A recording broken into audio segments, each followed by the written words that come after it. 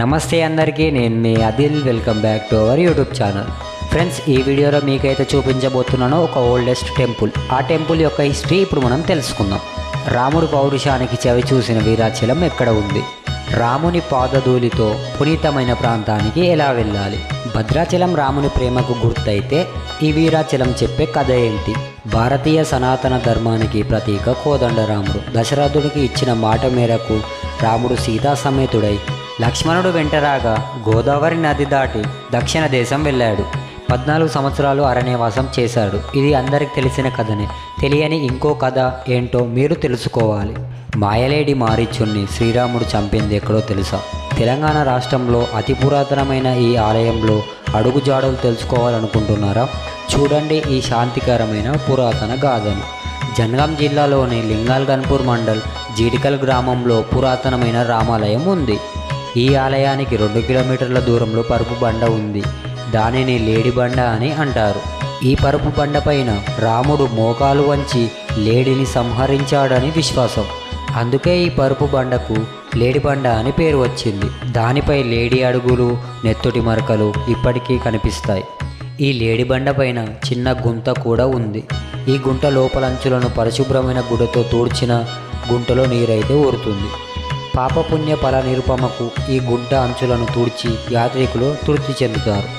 అదే సమయంలో నీరు కోసం శ్రీరాముడు గంగాదేవి కోసం ప్రార్థించి బొటనవేలితో భూమిని నొక్కేసరికి నీరు పైకి వస్తుంది. అదే నీటితో శ్రీరాముడు సంధ్యావందనం చేసి దాహం కూడా తీర్చుకున్నాడని ప్రతిది. జీడికల్ రాముని దర్శించే యాత్రికులు ఖచ్చితంగా లేడిబండను సందర్శిస్తారు. అక్కడి గుంతను తుడిచి గుంతలో నీరు ఊరినట్టయితే పుణ్యాత్ములమని భావిస్తారు. ఆ తీర్థముని తీసుకొని వెళుతారు. లేడిబండ సమీపంలో దూసర మడుగు ఉంది. అది చాలా లోతైన మడుగు.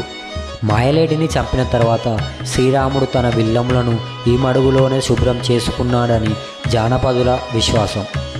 రఘురాముడి గుట్ట మీద పూర్వం వాల్మీకి ఆశ్రమం ఉండేదంట. దానికి చిహ్నంగా ఈ గుహ ఇప్పటికీ కనిపిస్తుంది. గుట్టకు నైరుతి భాగంలో శ్రీ ఆంజనేయ స్వామి విగ్రహం ఉంటుంది. అలాగే గుట్టపైన రామాలయంలో పూర్వం పంచలోహ విగ్రహాలు ఉండేవంట.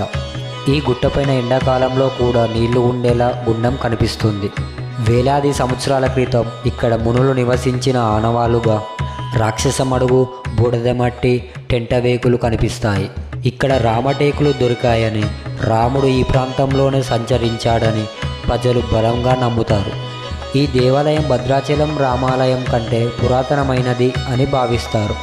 భద్రాచలంలోని పూజారులు కూడా వల్మిడి రామాలయం కూడా ప్రత్యేకమైనదిగా గుర్తిస్తారు. పురాతనమైన జీడికల్ రామాలయం పుణ్యక్షేత్రానికి సరైన వసతులు లేవు. రోడ్డు మార్గం సరిగ్గా లేదు. ఈ దేవాలయానికి ఎకరాలలో ఇనాము భూములున్నా పట్టించుకునే పరిస్థితే లేదు.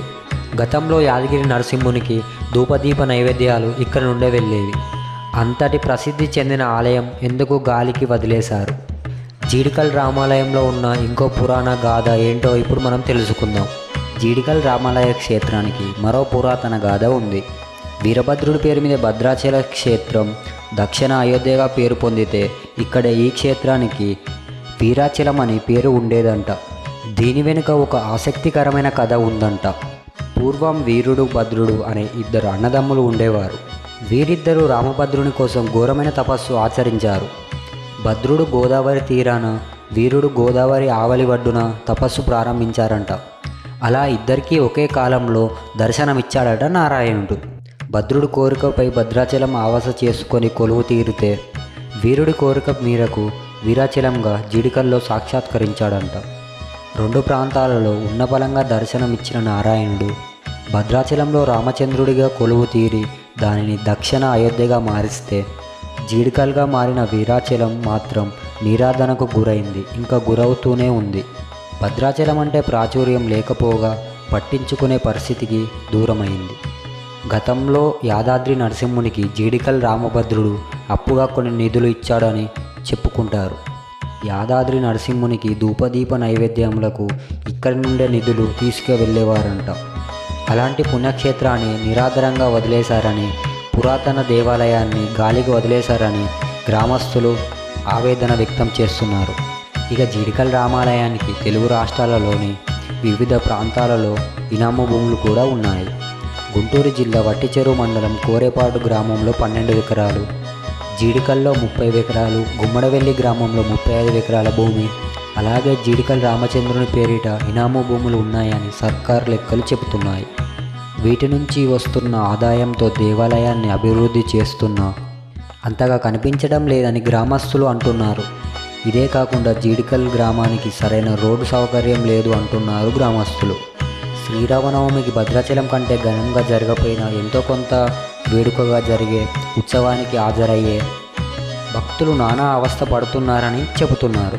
ఇప్పటికైనా దేవాలయ అభివృద్ధికి తెలంగాణ పాలకులు చర్య తీసుకోవాలని, జీడికల్ రామాలయాన్ని భద్రాచలంగా తీర్చిదిద్దాలని గ్రామస్తులతో పాటు భక్తులు కోరుకుంటున్నారు. ఫ్రెండ్స్, హిస్టరీ అయితే తెలుసుకున్నారు కదా. అలాగే ఆ గుట్ట పైన 2 గుండాలు ఉన్నాయి. ఎప్పటికీ వాటర్ అయితే అందులో ఉంటాయని అక్కడ వాళ్ళు అంటున్నారు. ఫ్రెండ్స్ వీడియో చూస్తున్నారు కానీ సబ్స్క్రైబ్ అయితే చేసుకోవడం లేదు. It's my humble request. Please friends, దయచేసి మన ఛానల్ అయితే సబ్స్క్రైబ్ చేసుకోండి.